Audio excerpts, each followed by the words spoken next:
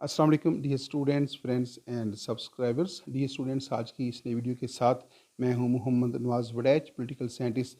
Dear students, आज हमारा topic है फर्स्ट 5 प्रेसिडेंट्स ऑफ यूएसए।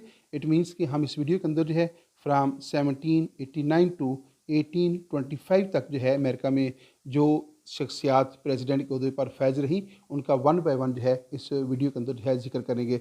इस इरा के अंदर जो है यानी फ्राम 1789 टू 1825 जो 5 शख्सियात ओहदा सदारत के ऊपर फैज़ रहीं, उसमें फ़र्स्ट ऑफ़ ऑल नाम शामिल है जॉर्ज वाशिंगटन का, और सेकंड नंबर के ऊपर है जॉन एडम्स, और तीसरे नंबर पे अमेरिका के जो प्रेसिडेंट बने वो थे थॉमस जेफरसन, और थॉमस जेफरसन के बाद चौथे जो प्रेसिडेंट बने जेम्स मेडिसन, और पाँचवें प्रेसिडेंट जो थे वो थे जेम्स मैनरो। आइए इस वीडियो को आगे लेकर चलते हैं।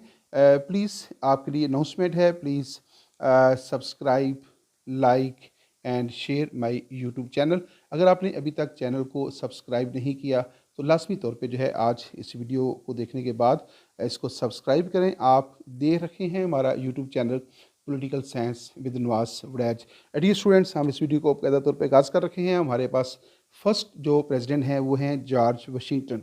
तो अमेरिका जो कि 1789 के अंदर जो है जिसकी बुनियाद रखी गई यूनाइटेड स्टेट्स ऑफ अमेरिका की। तो जब अमेरिका के अंदर अमेरिका की जो 13 रियासतें थी उन पर मुश्तमिल एक फेडरेशन कायम होगी, तो उस फेडरेशन के अंदर जो है पहले जो प्रेसिडेंट थे ही वाज द जॉर्ज वाशिंगटन।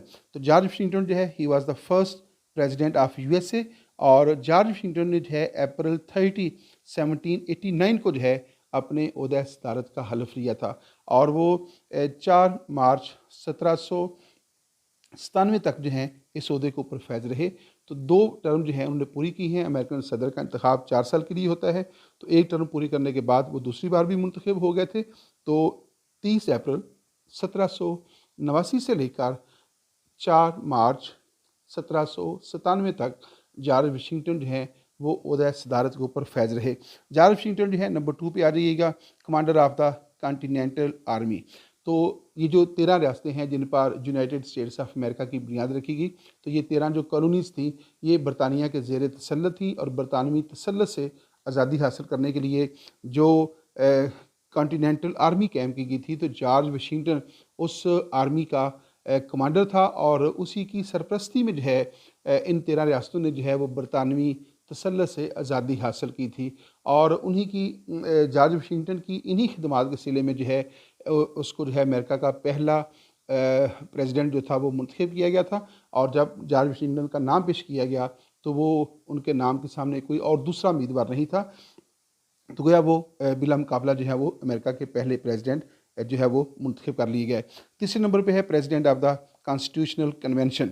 तो 1787 के अंदर जो है फिलाडेल्फिया के मुकाम पर जो कॉन्स्टिट्यूशनल कन्वेंशन बुलाया गया था, जिसके अंदर यूनाइटेड स्टेट्स ऑफ अमेरिका की बुनियाद रखी गई और अमेरिका को एक फेडरेशन डिक्लेयर कर दिया गया।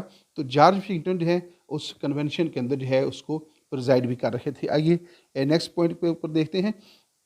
जॉर्ज वाशिंगटन जो है उनका इंतकाल कब हुआ? George Washington died on the night of December 14 1979।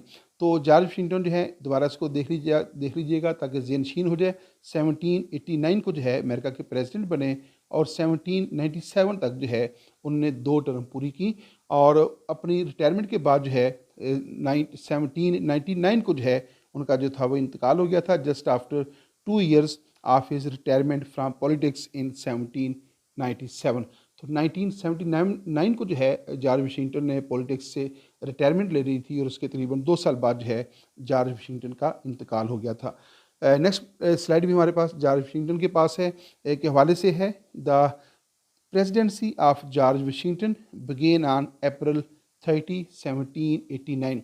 तो जॉर्ज वाशिंगटन जो है देखिए जो यहाँ पे टेक्निकल जो बात है, तो अमेरिकन कॉन्स्टिट्यूशन के मुताबिक जो है जो मुंतखब सदर होता था वो आगाज़ में कॉन्स्टिट्यूशन के मुताबिक 4 मार्च को अपने ओहदे का हल्फ लेता है।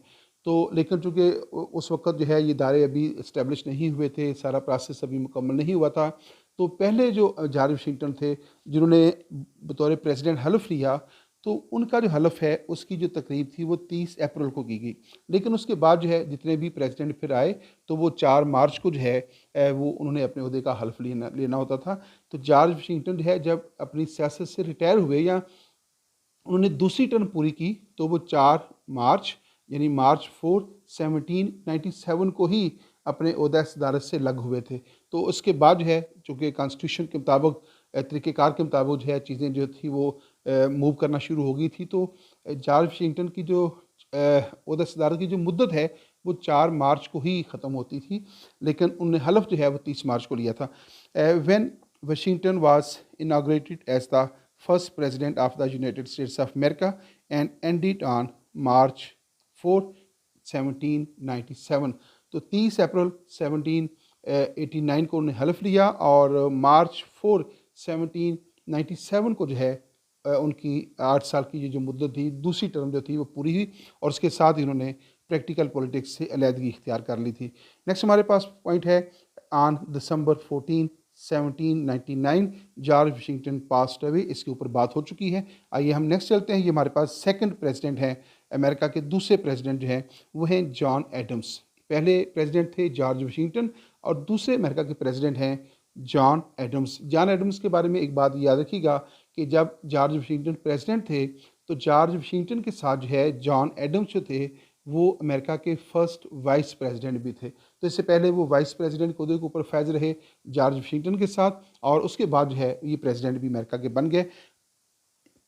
John Adams a remarkable political philosopher, served as the second president of the United States of America from 1797 to 1801। तो जॉन एडम्स जो हैं वो 1797 को प्रेसिडेंट बने और 18 जो है वो 1 तक जो है प्रेसिडेंट रहे। यानी जॉन एडम्स जो थे वो एक टर्म के लिए अमेरिका के प्रेसिडेंट बने, जबकि जॉर्ज वाशिंगटन जो थे वो 2 टर्म जो है उन्होंने पूरी की। जॉन एडम्स जो हैं उन्होंने सिर्फ एक टर्म पूरी की है 1789 से लेकर 1801 तक। After serving as the first vice president on the George Washington. तो इससे पहले जो है वो जॉर्ज वाशिंगटन के वाइस प्रेसिडेंट रहे। जब जॉर्ज वाशिंगटन जो है वो 10 सदारत से अलग हो गए तो दूसरे सदर जो थे वो जॉन एडम्स जो थे वो उन्होंने अपने ओहदे का हल्फ लिया था। तीसरा जो है जॉर्ज वाशिंगटन के बाद जो दूसरे प्रेसिडेंट बने अमेरिका के वो जॉन एडम्स थे। John Adams was more remarkable as a political philosopher than a politician. John Adams के बारे में कहा जाता है कि वो एक पॉलिटिकल फिलासफर के तौर पे जो है वो ज़्यादा मशहूर थे बनिस्बत एक पॉलिटिशियन के। यानी सियासी अमली जो पॉलिटिक्स है उसमें उनके अंदर उनका जो रोल था वो इतना इम्पोर्टेंट नहीं था जितने वो अपने हल्का अहबाब में एक पॉलिटिकल फिलासफर के तौर पे जो है वो जाने जाते थे। ये उनका जो है आप यूँ समझ लीजिए एक प्लस पॉइंट था।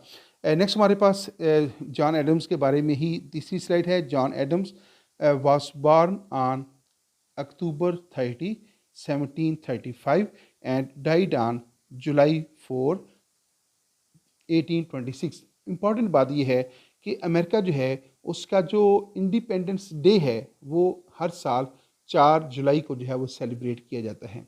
तो 4 जुलाई जो है अमेरिका का यौम आज़ादी है और अमेरिका के जो दूसरे प्रेसिडेंट थे जो कि जॉन एडम्स हैं, जॉन एडम्स की जो डेथ है वो 4 जुलाई को हुई थी। आगे एक और प्रेसिडेंट आएंगे, 2 प्रेसिडेंट आएंगे जिनकी डेथ 4 जुलाई को हुई। तो इस हवाले से इनकी जो तारीख़ वफ़ात है वहीं जो है वो अमेरिका का यौम आज़ादी भी है। तो ये बहुत दिलचस्प है, बहुत इंपॉर्टेंट भी है। John Adams was born on October 30, 1735 and died on July 4, 1826। Was an American statesman. ये अमेरिका के स्टेट्समैन थे, अमेरिका के अटारनी भी रहे हैं, अमेरिका में डिप्लोमेट भी रहे हैं, राइटर भी रहे हैं और founding fathers of the constitution of the United States of America. और अमेरिका का जो कॉन्स्टिट्यूशन लिखा गया उसके अंदर जो है वो ये जॉन एडम्स जो थे वो शामिल थे। Who served as the second president of the United States of America from 1797 to 1801।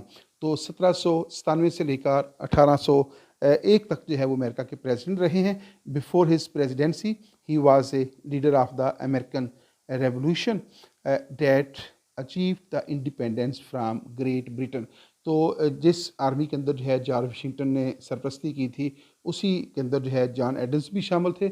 और जॉन एडम्स जो हैं वो एक फ्रीडम फाइटर भी थे और उन्होंने जो है बरतानवी तसल्लुत से आज़ादी हासिल करने के लिए जो कोशिश की गई, जो जद्दोजहद की गई, उसमें भी शामिल हुए और बाद में ये अमेरिका के सेकंड प्रेसिडेंट भी रहे और 2 बार जो है ये जॉर्ज वाशिंगटन के साथ अमेरिका के वाइस प्रेसिडेंट के ओहदे के ऊपर भी फैज़ रहे हैं। अब तीसरे नंबर पे आ जाता है। तीसरे नंबर पे नाम हमारे पास है Thomas Jefferson. Thomas Jefferson was the third president of USA. First president of the USA was George Washington and James Adams जो हैं he was the second president of the USA और थॉमस जेफरसन जो हैं ये America के तीसरे president हैं। A spokesman for the democracy, ये डेमोक्रेटिक वैल्यूज़ के ऊपर बिलीव करने वाले थे and an American founding father. और अमेरिका के जो है जो फाउंडिंग फादर हैं जैसा जॉर्ज वाशिंगटन का नाम है, जॉन एडम्स का नाम है और थॉमस जेफरसन का नाम है, तो नेक्स्ट जो प्रेसिडेंट आएंगे वो भी अमेरिका के फाउंडिंग फादर्स ही शुमार होते हैं। The principal author of the declaration of independence, तो जो डिक्लेरेशन ऑफ इंडिपेंडेंस लिखा गया जिसके मुताबिक अमेरिका ने बरतानवी तसल्लुत से आज़ादी हासिल की थी या जिसको वो ऐलान आज़ादी कहते हैं, उसके वो राइटर भी हैं।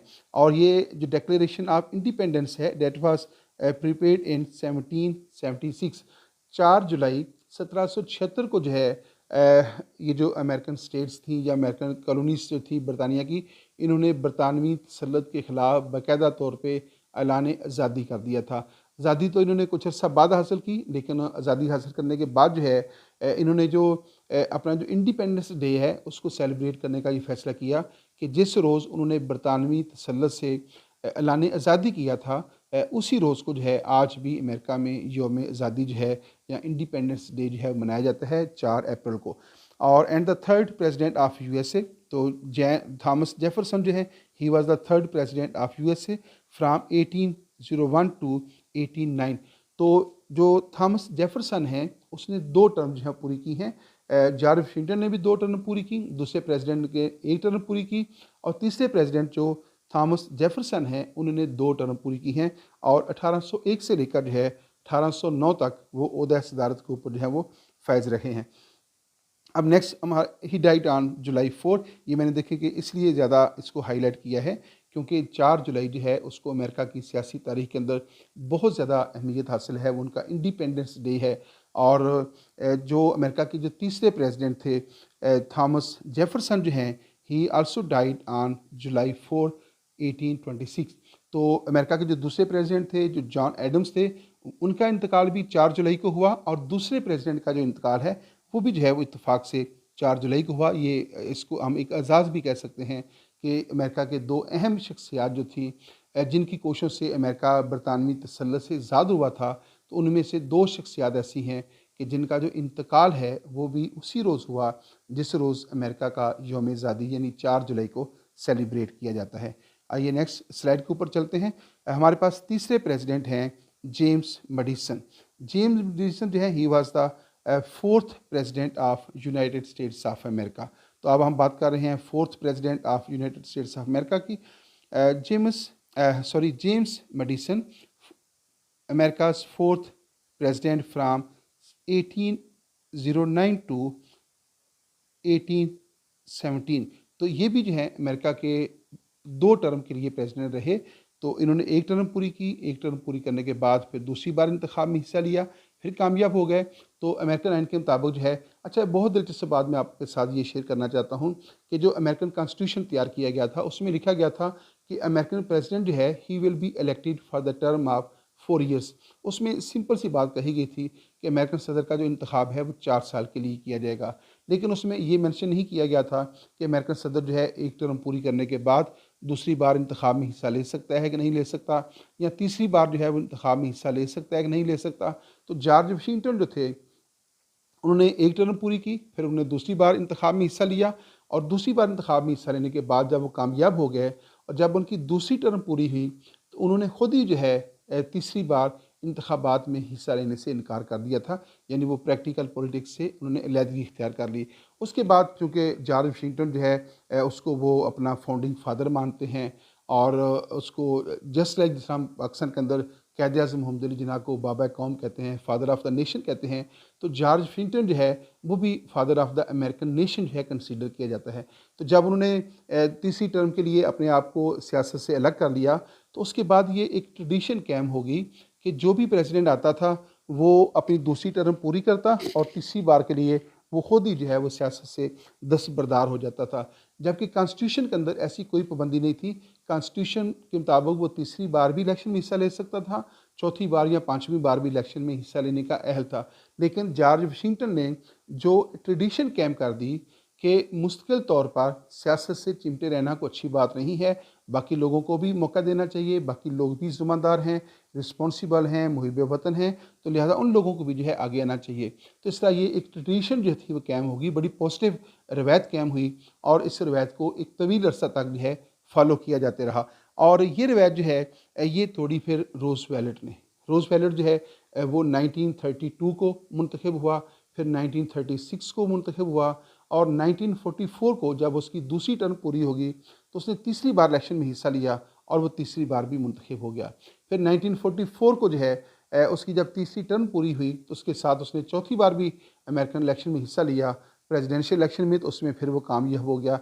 तो जॉर्ज वाशिंगटन के से लेकर यानी 1797 से लेकर जो है रोज़वेल्ट तक जो है कोई ऐसा शख्स नहीं था जिसने तीसरी बार इंतखाबात में हिस्सा लेकर जॉर्ज वाशिंगटन की कायम की गई उस ट्रेडिशन को या उस रवायत को चैलेंज किया हो।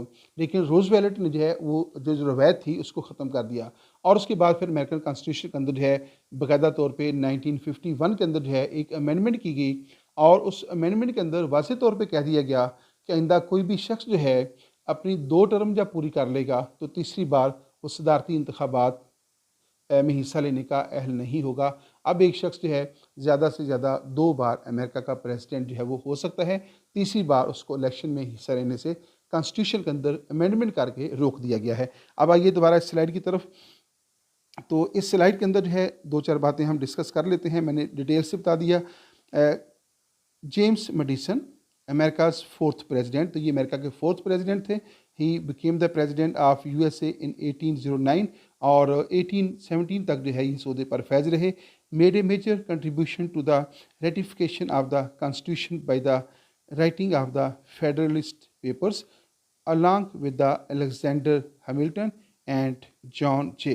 तो जेम्स मेडिसन का जो बुनियादी रोल है, जो फेडरल पेपर्स तैयार किए गए थे कॉन्स्टिट्यूशन के हवाले से, उसमें उनको अलेक्जेंडर हैमिल्टन की हिमायत भी हासिल रही और जॉन जे की सपोर्ट भी हासिल रही। तो उनके साथ मिलकर जो है इन्होंने जो कॉन्स्टिट्यूशन के जो फेडरलिस्ट पेपर्स थे जिसके मुताबिक ये कॉन्स्टिट्यूशन तैयार किया गया था, तो उन पेपर को तैयार करने में जो है इन लोगों ने इंतहाई अहम जो है वो रोल अदा किया था। तो ये इनकी बहुत ज़्यादा जो है कंट्रीब्यूशन है अमेरिकन पॉलिटिकल सिस्टम के अंदर।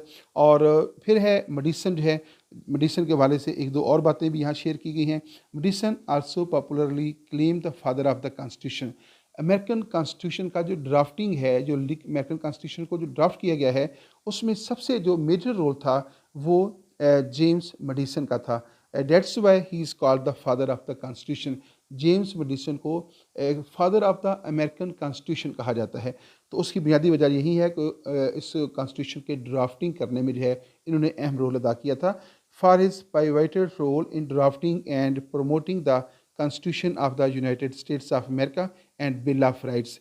तो अमेरिकन कॉन्स्टिट्यूशन जो है उसके बारे में एक अहम बात ये भी है कि जब 1789 को जो है अमेरिकन कॉन्स्टिट्यूशन जो है उसकी रेटिफिकेशन हो गई थी, नाफज हो गया, तो उसमें जो है लोगों के जो बेसिक राइट्स हैं, जो बुनियादी हुकूक होते हैं, उनको मेंशन नहीं किया गया था। तो जब आइन नाफज हो गया तो उसके बाद जो करता धरता थे उनको इस बात का एहसास हुआ कि बुनियादी हुकूक जो हैं, जो लोगों के, शहरियों के बेसिक राइट्स हैं, उनको आइन का बाकायदा तौर पे हिस्सा बनना चाहिए। तो फिर अमेरिकन आइन के अंदर जो है पहली 10 जो अमेंडमेंट्स हैं वो की गई। तो अमेरिकन आइन के अंदर की गई जो फर्स्ट 10 अमेंडमेंट्स हैं उनको बिल ऑफ राइट्स कहा जाता है और उन 10 अमेंडमेंट्स के अंदर जो है अमेरिकन शहरियों के जो बेसिक राइट्स हैं उनको बयान कर दिया गया है। तो पहले ये आइन का हिस्सा नहीं थे, तो उनको 1 साल के अंदर जो है ये काम मुकम्मल कर लिया गया और तमाम बुनियादी हुकूक जो हैं इस वक्त जो अमेरिकन शहरियों को हासिल हैं वो बिल ऑफ राइट्स के ज़रिए हासिल हैं और वो बिल ऑफ राइट्स जो है वो पहली 10 तरामीम के ऊपर जो है वो मुश्तमिल है। आइए नेक्स्ट स्लाइड के ऊपर चलते हैं। नेक्स्ट स्लाइड जो है हमारे पास अमेरिका के जो 5th प्रेसिडेंट हैं उनके बारे में है, वो है James Monroe. James Monroe was the 5th president of the United States of America from 1817 to 1825। तो जेम्स मेनरो जो हैं वो भी जो है वो 2 टर्म जो है उन्होंने पूरी की हैं। वो पहली दफ़ा 1817 को अमेरिका के प्रेसिडेंट बने और 1825 तक जो है वो इस ओहदे के ऊपर फैज़ रहे। तीसरा अमेरिका की तारीख के अंदर जो है जो पहले 5 प्रेसिडेंट हैं उसमें जॉर्ज वाशिंगटन ने भी टर्म पूरी की है, और उसके बाद जो है जेम्स मेडिसन ने भी पूरी की, और जेम्स मेनरो जो है उनने भी 2 टर्म पूरी की हैं। तो दूसरी टर्म पूरी करने के बाद जो है वो भी अपनी सियासत से जो है वो अलहदा हो गए थे। And the last president from the founding father of US, ये बहुत इंपॉर्टेंट बात है। अमेरिका के जो पहले 5 प्रेसिडेंट हैं जिनका हमने यहाँ पे आज जिक्र किया है, वो पाँचों के 5 जो हैं वो अमेरिकन पॉलिटिकल सिस्टम के अंदर जो है फाउंडिंग फादर्स ऑफ यूएसए भी कहलाते हैं। यानी अमेरिकन जो यूनाइटेड स्टेट्स ऑफ अमेरिका है उसको उसके क़याम के अंदर जो है इन पाँचों लोगों का बहुत अहम रोल था, और इनकी बहुत ज़्यादा सर्विसेज हैं, और इत्तेफाक से ये पाँचों अहम शख्सियात जो हैं वो 1 बाय 1 जो हैं वो अमेरिका में प्रेसिडेंट के ओहदे के ऊपर फाइज भी रही हैं। तो ये एक बड़ा प्लस पॉइंट होता है कि जिन लोगों की कोशिशों से रियासत कायम होती है, अगर उन लोगों को रियासत को चलाने के लिए थोड़ा सा वक्त मिल जाता है तो वो उस रियासत को जो है एक एक मुस्तहकम बुनियाद जो है वो फ्राहम करने में कामयाब हो जाते हैं। मैं यहाँ पे थोड़ा सा पाकिस्तान के हवाले से एक टांका लगाना चाहता हूँ, ये है कि क़ायद-ए-आज़म मोहम्मद अली जिन्ना की कोशिशों से जब पाकिस्तान कायम हो गया तो पाकिस्तान की इसको बदकिस्मती ही कहना चाहिए कि क़ायद-ए-आज़म मोहम्मद अली जिन्ना जो हैं वो क़याम पाकिस्तान के थोड़े ही अरसे बाद जो है, बहुत मुख्तर अरसे के बाद जो है वो इस दुनिया से रुखसत हो गए थे, और उसके बाद फिर पाकिस्तान जो है वो बहुत सारे मसाइल का शिकार हुआ। लेकिन दूसरी तरफ भारत जो है उसके जो पहले प्राइम मिनिस्टर थे वो जो हैं वो काफ़ी अर्सा जो है वो हयात रहे, और उनको मौका मिल गया कि वो इंडिया की जो बुनियादें हैं वो मुस्तहकम करने में काफ़ी हद तक कामयाब हुए। तो यहाँ भी जो अमेरिका के सिस्टम के अंदर जो बहुत इंपॉर्टेंट चीज़ है कि जिन 5 लोगों की कोशिशों से अमेरिका कायम हुआ था, वो 5 लोग जो हैं 1 बाय 1 जो हैं वो अमेरिका के प्रेसिडेंट रहे हैं। तो इस तरह जो है अमेरिका को आगाज़ में जो है मज़बूत बुनियादें जो थी हासिल होगी, और जिन्होंने अमेरिका की तरक्की के अंदर जो है वो बड़ा अहम रोल जो था वो अदा किया था। आइए नेक्स्ट स्लाइड के ऊपर चलते हैं। नेक्स्ट स्लाइड जो है वो इन्हीं के बारे में है, मेनरो के बारे में। His presidency coincided with the era of the good feelings। American president जो 5th अमेरिकन प्रेसिडेंट थे जेम्स मेनरो जो हैं उनका जो दौरे हुकूमत है उनको गुड फीलिंग्स का इरा भी कहा जाता है, concluding the first party system. और इसी के दौर में जो है अमेरिका के अंदर बाकायदा तौर पे पार्टी सिस्टम जो है वो भी इंट्रोड्यूस हुआ था of the American politics. He issued the, ये सबसे इंपॉर्टेंट बात है, he issued the Monroe doctrine, a policy of limiting European colonialism in the America. तो जो अमेरिका के 5th प्रेसिडेंट थे जेम्स मेनरो जो हैं इन्होंने जो है एक प्रोग्राम दिया था जिसको मेनरो डॉक्ट्राइन कहा जाता है। तो मेनरो डॉक्ट्राइन जो है दरअसल एक ऐसा नज़रिया है जिसके तहत अमेरिका ने ये जो यूरोपियन ताकतें थीं और जो यूरोपियन लोग अमेरिका में मुकीम थे उनको जो है ताकत के ज़ोर पे, अब यूँ कहने के अमेरिका से निकालने की कोशिश की गई, और एक पुलिसमैन के तौर पे जो है अमेरिका ने रोल अदा किया और उनको अमेरिका से जो है बैर किया, और नारा लगाया था कि अमेरिका सिर्फ जो है वो अमेरिकियों के लिए है, यानी अमेरिका में सिर्फ वो लोग रह सकते हैं जो कि अमेरिकन हैं, जो गैर मुल्की लोग हैं जो बरतानिया से या दीगर यूरोपीय मालिक से आए हुए हैं उनके लिए अमेरिका में जो है वो कोई जगह नहीं है। तो मेनरो ने इस नज़रिए के ज़रिए क्या किया कि यूरोपीय ताकतों को अमेरिका से दूर रहने की ताकीद की थी, तो और उनको मजबूर किया था कि वो अमेरिका से दूर रहें। तो ये जो नज़रिया था जिसके तहत जो है वो अमेरिका जो है उसको यूरोपीय रियासतों से जो है वो मजबूर किया गया, यूरोपियन रियासतों को या यूरोपियन शहरियों को कि वो अमेरिका से निकल जाएं, और एक ऐसा सिस्टम जो है वो इंट्रोड्यूस कराया, डॉक्ट्राइन इंट्रोड्यूस कराया, तो उसको जो है वो मेनरो डॉक्ट्राइन कहा जाता है, जिसका स्लोगन था अमेरिका सिर्फ अमेरिकियों के लिए। और इसी नज़रिए के तहत जो है अमेरिकियों ने यूरोपीय ताकतों को धमका कर जो है, थ्रेट करके जो है और उस खित्ते में एक पुलिसमैन का रोल अदा करके जो है उनको जो है वो यहाँ से निकलने से जो है मजबूर कर दिया था। आइए नेक्स्ट पॉइंट की तरफ चलते हैं। Monroe previously served as the governor of Virginia. यानी मनरो जो हैं ये अमेरिका के जो 5th प्रेसिडेंट बनने से पहले ये अमेरिका की जो बहुत मशहूर रियासत है वर्जीनिया जो है उसके गवर्नर भी रहे हैं। ए member of the United states senate, American जो सेनेट है जो अमेरिकन कांग्रेस का अपर हाउस है उसके भी मेंबर रहे हैं। यूएस एम्बेसडर रहे हैं टू फ्रांस एंड ब्रिटेन। बरतानिया और फ्रांस में अमेरिका के एम्बेसडर के फ़रज़ भी सर अंजाम दिए। And 7th secretary of the state, secretary of के स्टेट के फ़रज़ भी सर अंजाम देते रहे।